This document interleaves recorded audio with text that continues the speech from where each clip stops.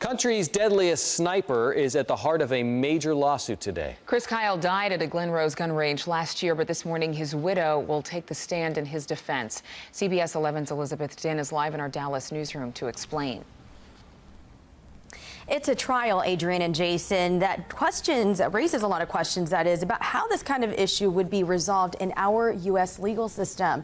Legal experts say proving a public figure was defamed is extremely challenging. And you may remember a Marine is accused of killing Chris Kyle and his good friend Chad Littlefield at a Glen Rose gun range last year. Now, Kyle's name is at the center of a suit in a Minnesota federal court.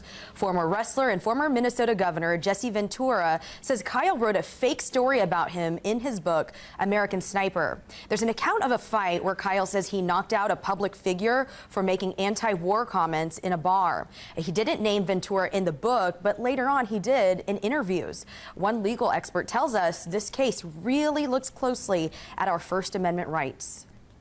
So what this is really about is how dedicated we are to the idea that even if what was published about Governor Ventura is not true, we have to tolerate it in order to make sure that people are able to debate important public issues.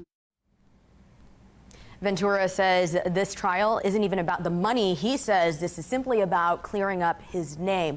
Meantime, the defendant in this case is Kyle's widow, Taya. She is expected to testify today during that trial, and this trial itself is expected to last about 2 weeks. Live in the Dallas newsroom, Elizabeth Din, CBS 11 News.